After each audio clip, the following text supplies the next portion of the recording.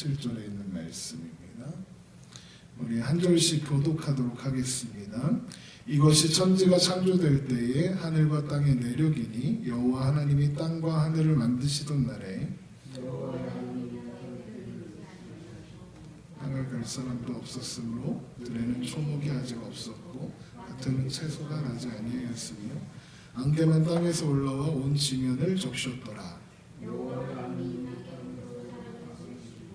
생명이 그 코에 불어넣으시니 사람의 생명이 되니라. 여호와 하나님이 동방의 에덴에 동산을 창설하시고 그 지으신 사람을 거기 두시니라. 여호와 하나님이 그 땅에서 보기에 아름답고 먹기에 좋은 나무가 나게 하시니 동산 가운데는 생명나무와 선악을 알게 하는 나무도 있더라. 강이 에덴에서 흘러나와 동산을 적시고 거기서부터 갈라져 내 근원이 되었으니 그때의 이름은 기손이라. 그 이는 하위리라. 그 땅에 그는 순금이요 그곳에선 베델리온과 호마노도 있었으며 셋째 강의 이름은 히데겔이라. 아수르 동쪽으로 흘렀으며 넷째 강은 유브라데더라.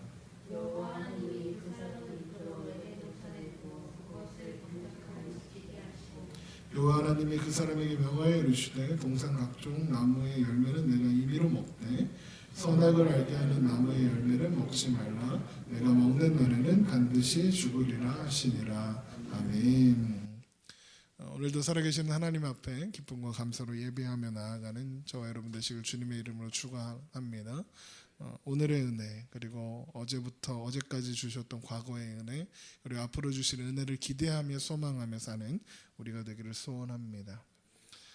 이제 창세기 2장에 넘어와서 창조의 이야기가 계속되고 있죠. 그런데 지금 2장 4절부터 17절까지 우리 함께 읽었던 말씀을 보면 창세기 1장과 내용이 다르다는 걸 발견하실 수 있을 겁니다.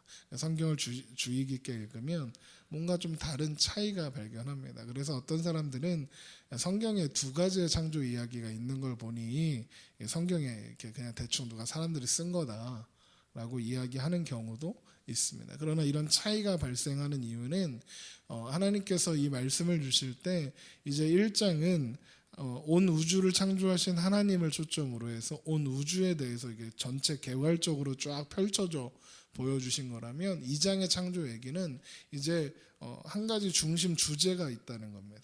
한 가지 중심 주제를 놓고 설명을 하실 것인데 그 주제가 뭐냐면 다른 어떤 피조물들보다 가장 귀하게 창조하신 사람, 우리들을 중심에 놓고 이제 창조 이야기를 들려주겠다고 하는 겁니다.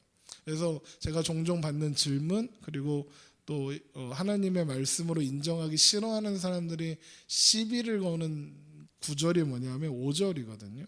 5절에 보면 여호와 하나님이 땅에 비를 내리지 아니하셨고 땅을 갈 사람도 없었으므로 들에 초목이 아직 없었고 밭에는 채소가 나지 아니하였다 했습니다.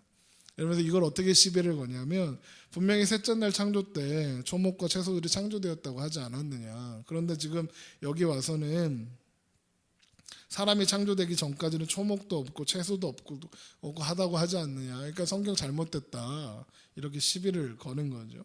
그런데 이 2장 5절에서 땅에 초목이 없고 밭에 채소가 없는 이유가 뭐라고 합니까? 사람이 없었기 때문이라고 하는 거거든요.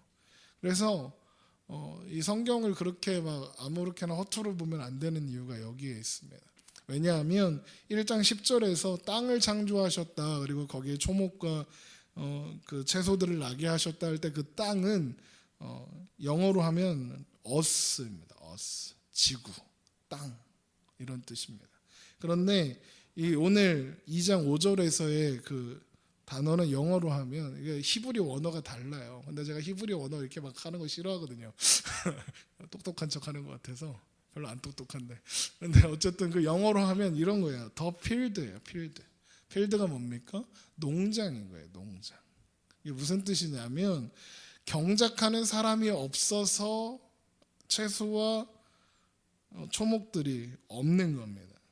그러니까 사람이 없는 것과 채소가 없는 것과는 연관성이 있는 거예요. 지금 이 전 지구적인 땅에 초목과 채소들이 없었다는 것이 아니라 어떤 구역에 더 필드에 하나님께서 정해주신 그 구역 안에 사람이 경작해야 하는 그 땅에 지금 채소와 초목들이 없었다는 거예요. 없는 이유가 뭡니까? 사람이 없으니까요. 그러니까 마찬가지입니다. 저희가 그 겨울에 이렇게 밭 같은 데 가보면 아무것도 없잖아요. 왜 없나요? 농사 안 지었으니까 없는 거잖아요.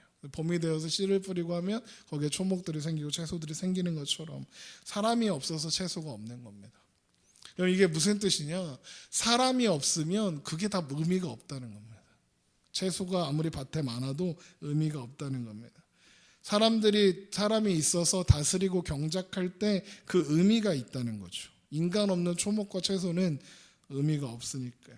그래서 결국 창세기 2장은 이 구절조차도 창세기 2장을 통해서 사람이 얼마나 중요하게 이 모든 우주 만물 가운데 창조되었는가를 보여주는 그런 장면인 것입니다.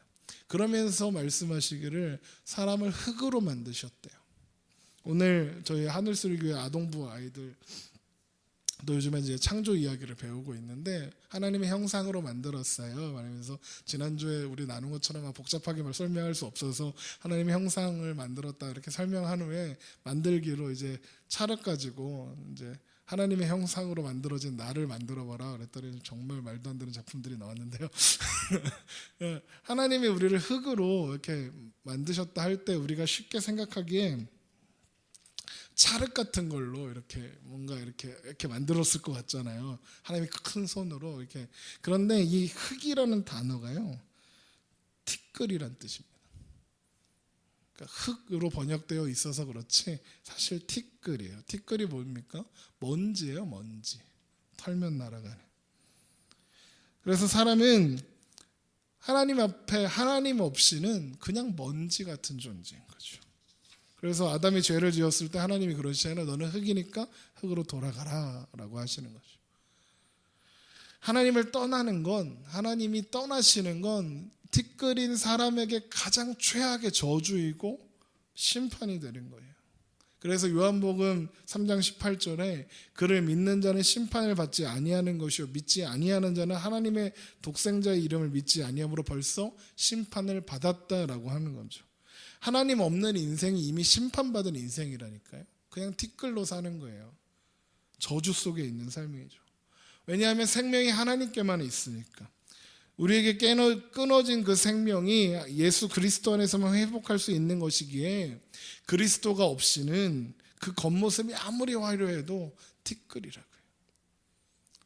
수억 원짜리 보석으로 치장하고 나이는 지금 60이 다 돼가는데 얼굴이 뽀송뽀송해도 티끌에 불과하더라고요. 하나님 없이는 티끌에 불과한 존재라는 겁니다. 그래서 사람의 가치는 겉모양이나 그가 소유한 부나 이런 것으로 평가되는 것이 아니라 사람의 가치는 하나님을 알고 그리스도를 아는 것에서 시작되는 거예요. 그리스도를 아는 자가 존귀한 자입니다. 결국 우리는 하나님의 사랑과 은혜를 떠나서는 티끌에 불과한 존재, 그걸 기억하면서 하나님 은혜 안에 하나님의 도우심을 구하며 그렇게 우리는 살아가야 하는 것입니다. 그 티끌에 하나님께서 생기를 불어넣으십니다. 생기가 뭡니까? 생명의 기운이잖아요. 생명을 불어넣으시는 겁니다. 하나님이 불어넣으시는 생명 없이는 우리는 살 수 없는 것입니다. 생기를 불어넣으시니까 생명이 되었습니다. 하나님의 사랑과 은혜가 끊어지면 한 줌 티끌에 흙에 불과한 존재에 하나님의 생명을 불어넣으셨습니다. 흙이 흙으로 있으면 아무것도 아닌데 하나님 손에 붙들리니까 하나님 손에 들린 그 흙은, 그래서 생기를 받는 그 흙은 생명을 잉태하는 능력을 가지게 되었고, 그리고 이 창조세계의 가장 큰 영광이 되게 된 것입니다. 그래서 여기서 중요한 단어가 생명이라는 단어예요. 생명은 살아서 움직이는 거죠. 하나님께서 생명을 주셔서 움직일 수 있게 하셨습니다. 혼자 숨쉬고 혼자 활동할 수 있습니다. 그런데 생명은 혼자만 살아 있습니다. 그 안에 생명을 잉태할 수 있는 능력을 가지고 있지만 생명을 나누어 줄 수는 없습니다. 생명은 자기 혼자 살아갈 수 있지만 다른 사람에게 생명을 줄 수는 없습니다.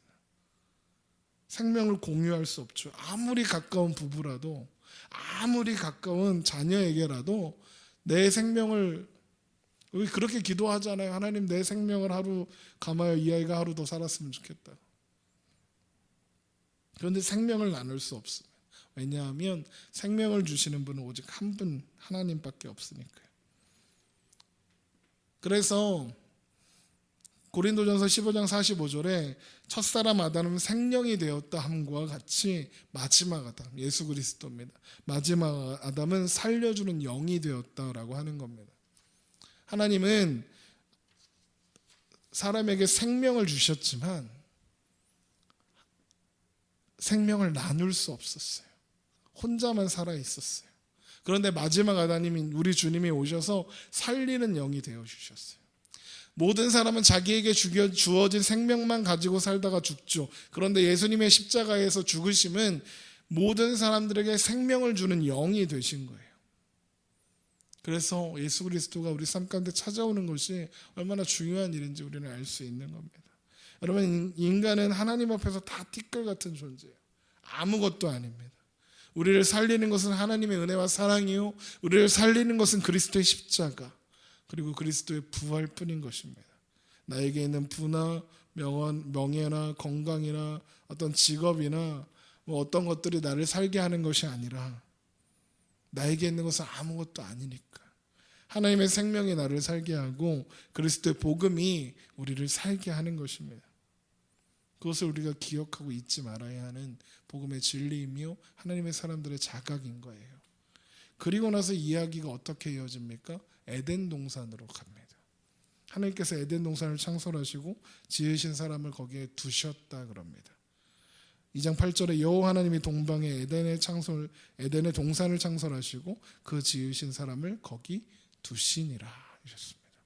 여기에서 중요한 표현이 하나 나오는데 두시니라입니다. 두셨다라는 표현입니다. 창세기 19장을 한번 가보실까요? 창세기 19장에 가면 소돔과 고모라에서 이제 소돔과 고모라를 심판하시는 그때에 아브라함의 기도를 들으시고 롯을 구원하시는데, 롯을 구원하실 때 롯이 자꾸 지체하고 막 이렇게 망설이니까 이런 말씀이 나옵니다. 창세기 19장 16절, 그러나 롯이 지체하매. 그러니까 롯도 구원받을 만한 사람은 아니었던 거예요. 소돔과 고모라 아쉬워하고 있었던 사람입니다. 롯이 지체함에 그 사람들이, 천사들입니다. 롯이 롯의 손과 그 아내의 손과 두 딸의 손을 잡아 인도하여 성 밖에 두니 여호와께서 그에게 자비를 더하심이었더라 라고 했습니다. 여기 보면 성 밖에 두니라고 합니다. 그냥 단순히 성 밖으로 데리고 나갔다는 뜻이 아니라 성에 있으면 어떻게 됩니까? 죽죠. 심판받아 저주받아 죽게 되었습니다. 근데 성 밖에 두었다라는 뜻은 무엇이냐면 안전한 장소에 두셨다는 뜻이에요. 그러면 이걸 에덴 동산에서 가져오면 에덴 동산에 사람을 두셨다는 것은 무슨 뜻이겠습니까? 그곳이 가장 안전한 곳이라는 겁니다. 그것이 가장 안식의 장소이고 그것이 가장 평안의 자리라는 겁니다. 하나님께서 안식과 평안의 자리에 사람을 두신 겁니다. 그래서 비슷한 표현이 신명기 12장에도 나와요. 한번 찾아볼까요? 신명기 12장 10절에 있는 말씀입니다.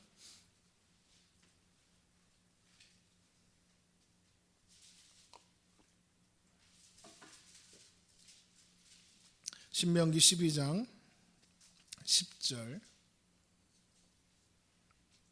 우리 함께 읽습니다.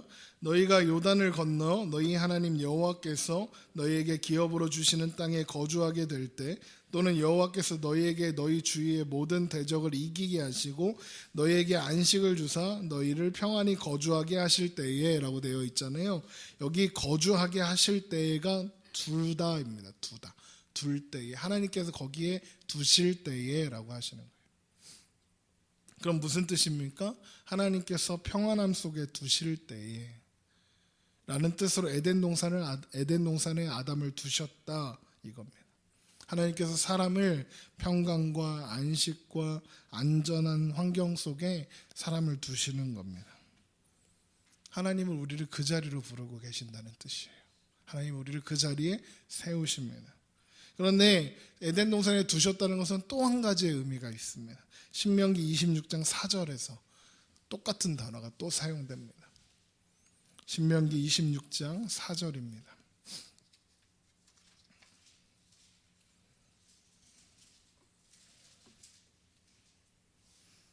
신명기 26장 4절 함께 읽죠. 제사장은 내 손에서 그 광주리를 받아서 내 하나님 여호와 제단 앞에 놓을 것이며, 여기에 여호와의 제단 앞에 놓을 것이며 할 때 이 놓다라는 말이 두셨다라는 표현과 같은 표현입니다. 여호와의 제단 앞에 놓는다는 것이 무엇이냐면 하나님의 임재 앞에, 하나님 앞에 두었다는 뜻이죠. 출애굽기 16장에서 만나를 주시고 만나 주신 것을 기억하시기 위해서 만나를 보관하도록 하는 장면에서도 똑같은 단어를 들었는데 여호와 앞에 두어 너희 대대로 간수하라 하십니다. 여호와 앞에 두는 것, 여호와 앞에 바치고 여호와 앞에 두는 것이 두다라는 표현의 뜻인 거죠. 그러면 정리하면 이런 거죠. 하나님께서 에덴에 사람을 두셔서 에덴 동산에 살게 하셨다는 것은 하나님께서 모든 복과 안식과 평화의 정소에 사람을 두셔서 살게 하셔서 하나님의 임재 안에 온전히 살게 하셨다는 겁니다. 하나님의 교제 안에서 하나님 앞에, 하나님의 존전에서 코람데오라고 하죠. 그 앞에서 살게 했다는 겁니다. 그러니까 무슨 뜻이냐면 우리의 삶은 우리가 무언가 하기도 전에, 인간이 창조되어서 하나님 앞에 뭐 이쁜 짓을 하기도 전에 하나님의 임재 안에, 하나님의 은혜 안에 살도록 그렇게 만들어진 거예요. 그러니까 애초에 하나님의 임재 안에 살아가기 때문에 애초에 사람은 필요를 위해 존재하지 않았다는 거예요. 먹고 사는 그런 필요, 살거나 그런 것을 위해서 살아가거나 존재하는 것이 아니라는 거죠. 하나님께서 우리를 처음 만드실 때 복과 안식과 평강과 하나님의 임재 안에서 그 교제로 우리를 부르셨으니까요. 그 안에 살게 하신 거예요. 그 안에 필요한 것이 전혀 없는 겁니다. 우리에게 조건을 요구하지도 않으셨고 너희가 가서 일해라 하지도 않으셨습니다. 그냥 그렇게 만드셨습니다. 그리고 나서 말씀하시기를 에덴 동산을 다스리며 지키라 하시는 거예요. 에덴 동산을 다스리고 지키는 건 뭐냐? 가서 일하는 거냐? 경작하는 거죠. 그런데 그 노동이 고통스러운 노동을 의미하는 건 아니겠죠. 경작하며 다스리며 지키는 게 뭐냐? 그 다음 말씀에서 알 수 있어요. 이 창세기 2장 16절에서 17절, 16절 17절에서 여호와 하나님이 그 사람에게 명하여 이르시되, 사람이요 하나님이요 사람에게만 명령을 하세요. 다스리며 지키게 하셨다 그러면서 하나님이 인간에게 명령을 하세요. 선악과 먹지 말라고. 다 먹어도 되는데 선악과는 먹지 마라고 한 가지 명령을 던져주세요. 이게 왜 중요하냐면 하나님이요 이제까지 이런 명령을 하신 존재가 없어요.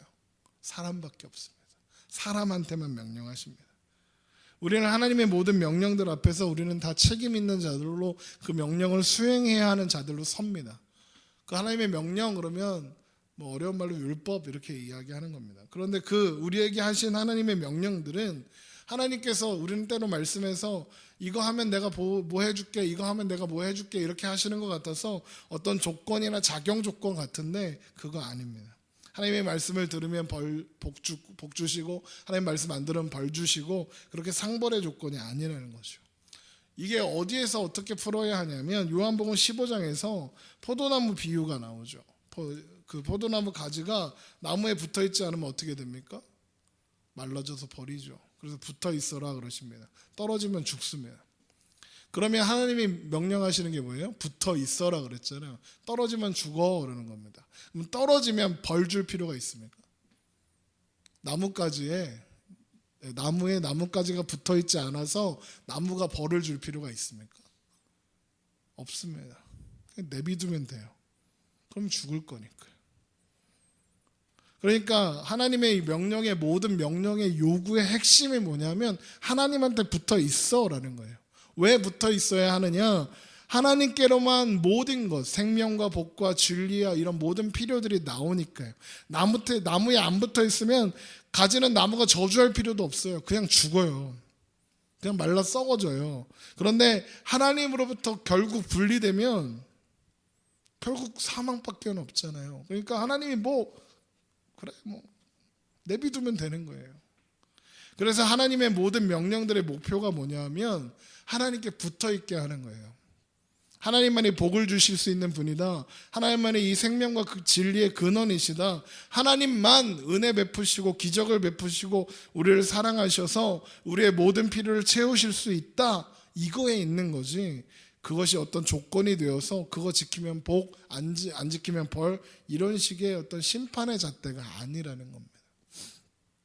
그래서 하나님께서 사람에게만 명령하셨다는 것은 하나님께서 사람은 다른 모든 피조물들과 다르게 만드셨다는 거예요.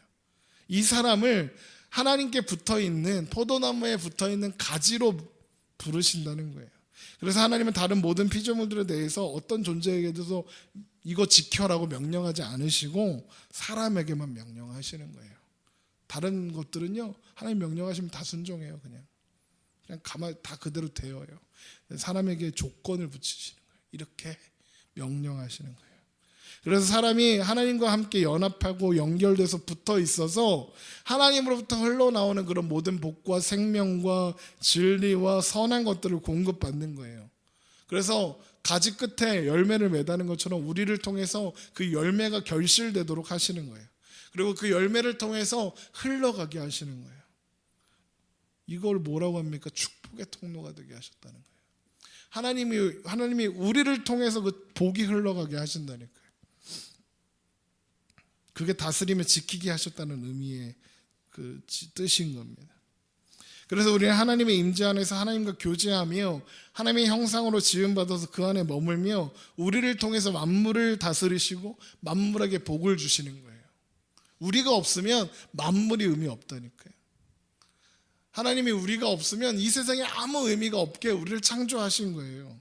그래서 하나님께서 우리가 하나님의 형상을 잃어버리고 깨어져서 죽음 가운데 있게 되었을 때 우리를 살리셔야 하는 거예요.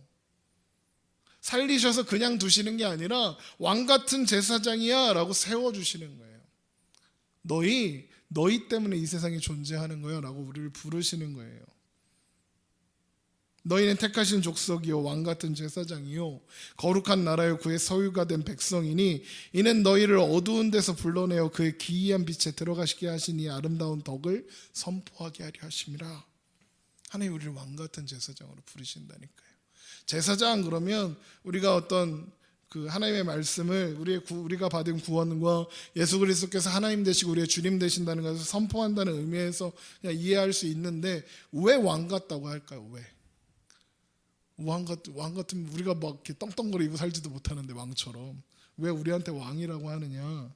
유일한 왕 되신 하나님이 그가 만드신 모든 창조 세계에서 왕이 베푸시는 모든 은혜와 복과 사랑과 은총들이 우리를 통해서 모든 피조물들을 향해서 흘러가게 되어 있으니까 사람이 모든 피조물들에 대해서 은혜와 복을 나누어지는 책임을 맡고 있어서 하나님의 청지기로서 왕인 거예요. 왕 같은 제사장인 거예요.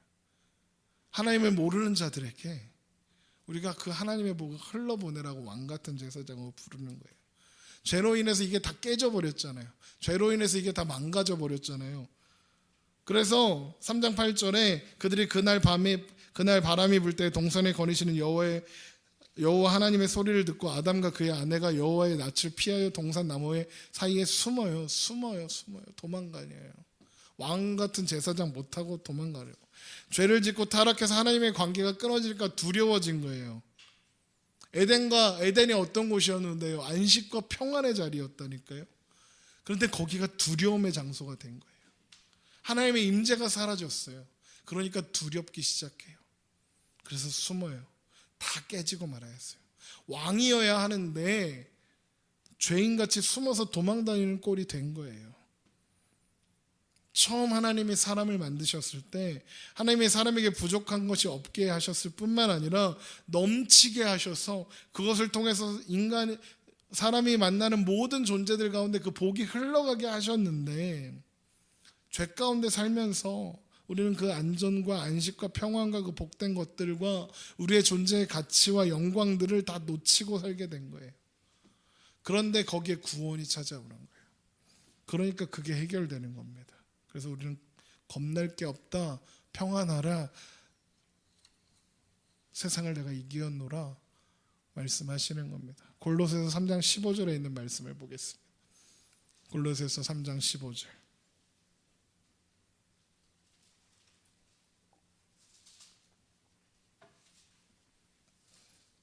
골로새서 3장 15절입니다.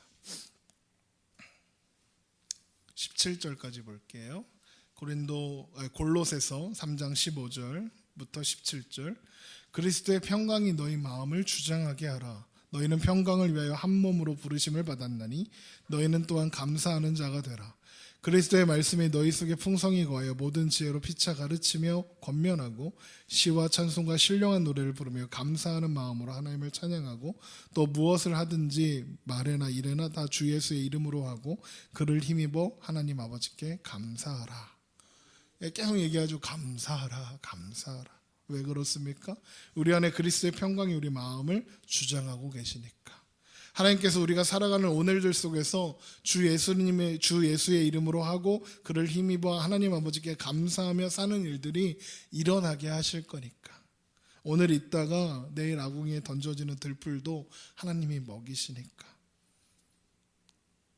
그런 거 너희가 그러므로 염려하여 이르기를 무엇을 먹을까 무엇을 마실까 무엇을 입을까 하지 말라. 이는 다 이방인들이 구하는 것이라. 너희 하늘 아버지께서 이 모든 것이 너희에게 있어야 할 줄을 아시느니라.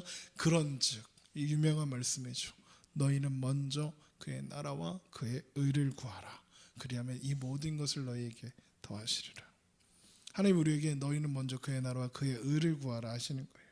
이게 왕같은 제사장입니다. 내가 먹고 마시는 일을 위해서 목매는 게 아니라 내가 먹고자 마시고자 입고자 했던 그 목적들이 다 나를 통해서 흘러갈 은혜와 순종을 기다리고 있다는 것을 아는 거예요. 먹고 마시는 것들이 다 내가 마셔야 했던 그 목적들 있잖아요. 그것들이 나를 기다리고 있어요. 나를 통해 받을 복을 기다리고 있어요. 하나님에 대한 순종과 우리가 왕같은 제사장으로 살아감으로써 우리를 통해서 열매 맺게 되는 하나님의 은혜를 기다리고 있는 거예요. 너희 직분을 너희 위치를 놓치지 말라는 겁니다. 먹을 걸 찾아서 구걸하지 말고 너희가 저들에게 먹을 걸 주고 저들의 입을 것을 주고 저들의 생명을 살피는 너의 책임을 지켜라. 너희는 먼저 그의 나라와 그의 의를 구하라. 얼마 전에 어떤 청년이 저에게 찾아와서 상담하는 거예요. 목사님 저는 못 믿겠습니다. 무려 24년을 교회를 다녔는데 태어나서 24살 될 때까지 여태까지 못 믿겠다는 거. 그러면서 묻는 거예요. 그 정도 다녔으면 하나님이 믿게 해주셔야 되는 거 아닙니까? 그러는 거죠. 그래서 왜 못 믿겠어? 왜? 했더니 왜 못 믿겠대요. 하나님이 나한테 말씀하신 적이 없다는 거죠. 그러면서 이 아이가 들려주는 게 그런 거예요.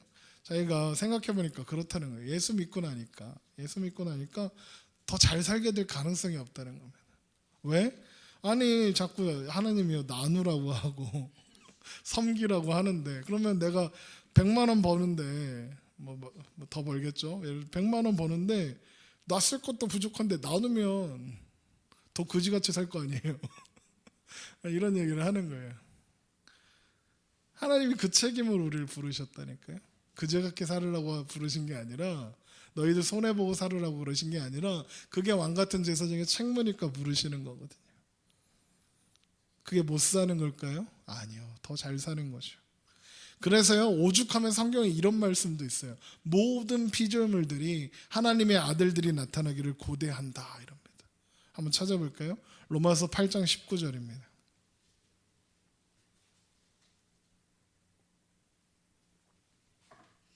로마서 8장 19절.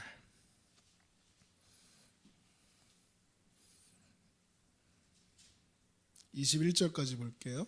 로마서 8장 19절에서 21절 말씀입니다. 피조물이 고대하는 바는 고대한데요. 그냥 기대하는 것도 아니고 고대한데요. 하나님의 아들들이 나타나는 것이니 피조물이 허무한 데 굴복하는 것은 자기의 뜻이 아니요 오직 굴복하게 하시는 이로 말미암음이라. 그 바라는 것은 피조물도 썩어짐의 종노릇한 데서 해방되어 하나님의 자녀들의 영광의 자유에 이르는 것이라. 무슨 말인지 아시겠습니까? 우리가 구원받아서 왕같은 제사장의 그 자리를 회복하면요 피조물들도 회복되는 거예요. 우리를 통해서 회복이 이 모든 피조물들 가운데 선포되어지고 나누어지게 되어 있는 거예요. 우리를 바로 그 자리를 부르십니다. 왕같은 제사장의 자리로. 에덴 동산에서 왕같은 제사장이 나올 거라고는 상상도 못 하셨죠? 하나님께서 그런 자리로 우리를 부르신 거예요. 여러분, 우리는 어떤 환경과 이 조건을 요구하는 게 아니라 하나님 앞에 내가 이 왕 같은 제사장으로서 어떻게 살아가야 할지 고민하고 생각하고, 또 하나님께서 주신 직분을 통하여 사람들이 은혜를 입도록 해야 하는 겁니다. 그 베스트 모델이 누구냐면 아브라함이에요. 하나님의 인간이 타락하여 죄만 짓고 하나님을 찾는 자가 없어서 노아 홍수로 일자 심판하시고 난 다음에 인류의 구원을 이루시기 위해서 그 큰 그림 속에서 제일 먼저 부르시는 사람이 아브라함이에요. 아브라함을 부르셔서 하나님의 사람이라 하셨어요.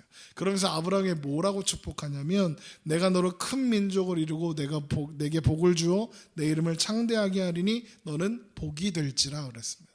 이게 옛날 버전의 성경에서 뭐라고 돼요? 이게 좀 더 멋있는 것 같은데 똑같은 뜻이긴 해요. 너는 복의 근원이 될지라 하였어요. 그리고 나서 뭐라고 하는 줄 압니까? 너를 축복하는 자에게는 내가 복을 내리고 너를 저주하는 자에게는 내가 저주하리니 땅의 모든 족속이 너로 말미암아 복을 얻을 것이라. 복의 근원이 되게 하셨습니다. 아브라함이 복의 근원이 되고 모든 족속에게 복의 이유가 되는 그 이유가 뭡니까? 하나님이 아브라함을 부르셨고 그와 함께 하셔서 아브라함을 통해서 이제 비로소 다른 사람들에게 하나님이 흘러가는 거예요. 하나님의 복됨이 흘러가는 거, 소개되는 거예요. 아브라함을 통해서 하나님이 이제 소개될 겁니다. 하나님의 은혜가 나타나게 될 겁니다. 그래서 아브라함은요, 평생 열심히 돌아다녔어요.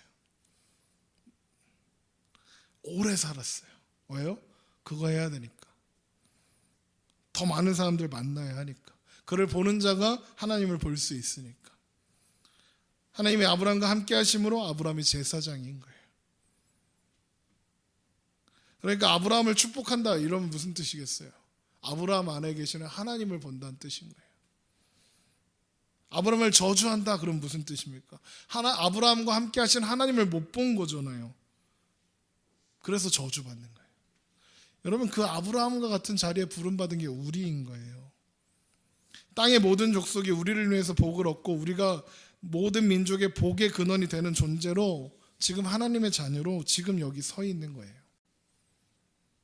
혹시 나는 성도인데 하나님이 뭐 이렇게 특별 대우도 별로 안 해주는 것 같고 저 사람들하고 좀 차별해 줬으면 좋겠는데, 안 믿는 애가 100만 원 보면 나는 한 1000만 원 정도, 난 11조도 하는데, 이런 생각 드십니까? 아니요, 그렇지 않다는 거예요. 그러므로 염려하여 이 길을 무엇을 먹을까 무엇을 입을까 무엇을 마실까 하지 말라. 이는 다 이방인들이 구하는 것이라. 이방인이 뭐냐면 하나님 없는 자거든요. 하나님 모르는 자들, 자기 목숨을 위해서밖에 살지 못하는 그런 존재들. 그런데 우리는 다르다는 거예요. 너희 하늘 아버지께서 이 모든 것이 너희에게 있어야 할 줄을 아시지 못하느냐? 하나님께 다 아십니다. 우리에게 아버지가 있으니까요. 하늘 아버지. 그러니까 우리는 다르게 살 수 있어요. 내 조건과 내 삶의 조건과 환경이 어떠하든지 상관없이 나는 복의 근원이니까요. 내가 서 있어야 할 이 시대 가운데 이 사회와 내 이웃과 내 나라가 나를 통해서 복을 받는데, 여러분이 없으면 이 나라 망해요. 진짜예요. 하나님이 여러분을 세우셔서 여러분을 보고 이 나라 지키고 계시는 거예요. 이 세계를, 이 땅을 하나님이 지키고 계시는 거예요. 그게 우리의 본질이에요. 우리의 존재라니까요. 우리가 살아가는 그 자리에서 우리는 왕 같은 제사장이에요. 못 알아보는 인간들이 가득할 뿐이지. 그런데 우리는 자꾸 우리끼리만 기독교인들끼리 이렇게 하려고 해요. 그게 제일 싫어요. 저는 그래서 신우회 활동도 별로 안 좋아해요. 직장에서 믿는 사람들끼리만 모여요. 대학 선교단체 선교했으면 좋겠어요. 대학 선교단체인데 지들끼리 맨날 놀아요.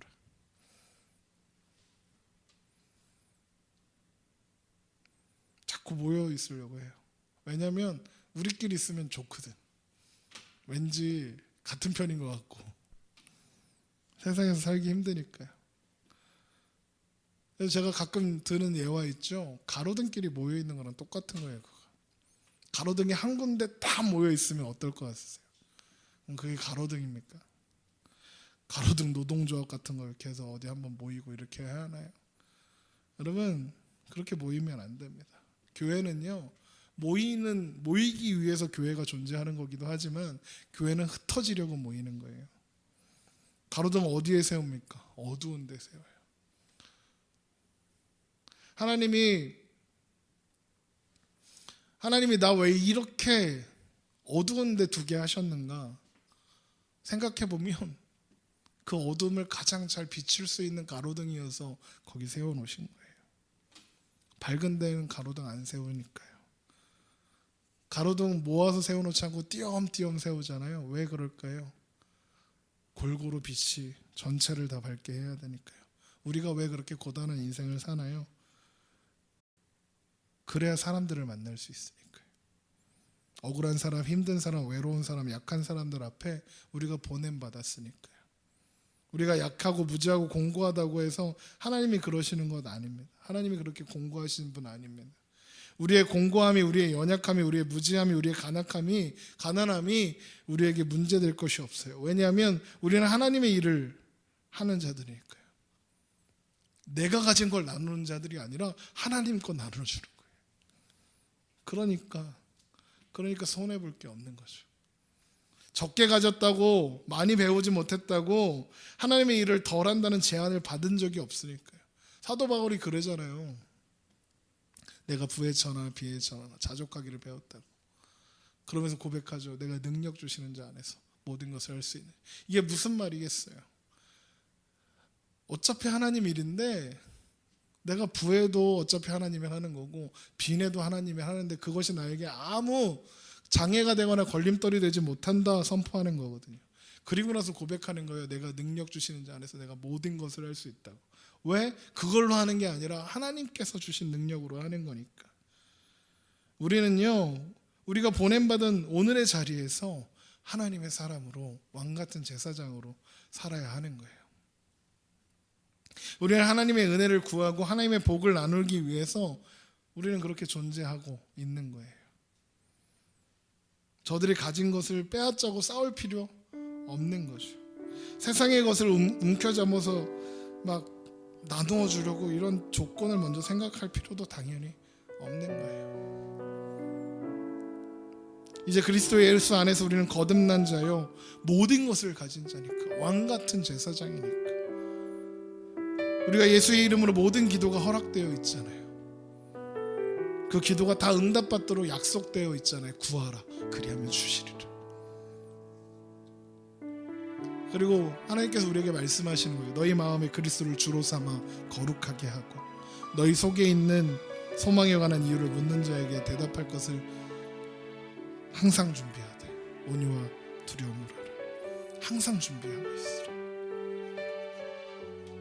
우리가 살아가는 오늘들이요, 왕같은 제사장으로 살아가는 삶이라면, 그리고 그것을 통해서 우리가 만나는 모든 사람들 그리고 그 인생들 앞에 우리가 할 말이 있는 거예요.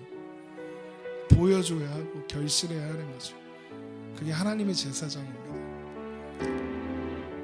제가 사도 바울의 고백 중에 진짜 멋있다라고 생각하는 고백이 하나 있는데, 그 고백이 뭐냐면, 내가 그리스도를 본받은 것 같이 너희는 나를 본받아라 하거든요. 저 같으면요, 내가 그리스도를 본받는 것 같이 너희도 그리스도를 본받아라 할 것 같아요. 근데 바울이 뭐라고 하냐면, 내가 그리스도를 본받은 것 같이 너희는 나를 본받아라 그래요. 진짜 멋있지 않습니까? 여러분, 우린 그런 존재예요. 사람들이 우리를 보고 하나님을 볼 거예요.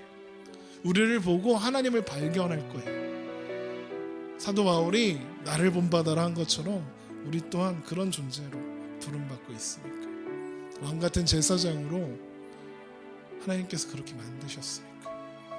그게 에덴 동산에 사람을 지어서 갖다 두시니, 우리가 에덴을 그리워하는 이유가 바로 그거예요. 하나님이 두신 자리, 하나님이 두신 자리가 그 자리니까. 우리가 살아가는 그 자리가 이제 에덴이 될 거니까. 평안과 안식과 기쁨이 넘치는 자리가 될 거니까요. 오늘 예배를 들어오려고 준비하고 있는데 한 고등학교 때부터 친구니까 거의 20년 후배가 1살 동생이 저한테 메시지를 보냈어요. 형, 교회가 너무 가기 싫은데 하루 쉬면 안 되나? 설교도 너무 지루하고 애들도 이제 그 교회는 이제 애들하고 다 같이 예배 드리나 봐요. 애들이 번잡해갖고 설교가 무슨 소리인지 하나도 못 듣겠고 하루 쉬고 싶어요. 쉬어. 아 근데 형, 내가 교회 안 가면 벌 받는 거 아니야? 왜? 아니 괜히 오늘 이따가 저녁 때 가족들하고 내일하고 이제 휴가 받아서 저녁 때 가족들하고 여행 갈 건데 예배 빠졌다가 교통사고 나면 어떡해? 놀다가 다리 부러지면 어떡해? 그래서 그랬어요. 캥겨? 캥기면 예배 가야지. 그런데 그건 기억해. 하나님 그렇게 쪼잔한 분 아니야. 하나님이 너 그렇게 우스운 존재로 만들지 않았어. 평안과 기쁨과 안식을 누리라고 만드셨어. 교회는 기쁨의 곳이어야 해. 행복한 곳이고. 왜? 너를 그렇게 만드셨으니까. 여러분, 우리가 그런 자리로 부름받았다는 걸 기억하십시오. 하나님이 가장 존귀한 왕 같은 제사장으로 부르셨습니다. 우리는 에덴을 그리워합니다. 이 세상 가운데 만족을, 기쁨을 누리지 못해서 에덴을 그리워합니다. 그런데 하나님이 우리에게 말씀하시는 거예요. 네가 살아가는 그 자리가 에덴이라고. 여러분, 에덴을 그리며 또 에덴을 만들어가며 그렇게 믿음으로 승리하며 사는 저 여러분 되시기를 주님의 이름으로 축원합니다. 기도하겠습니다.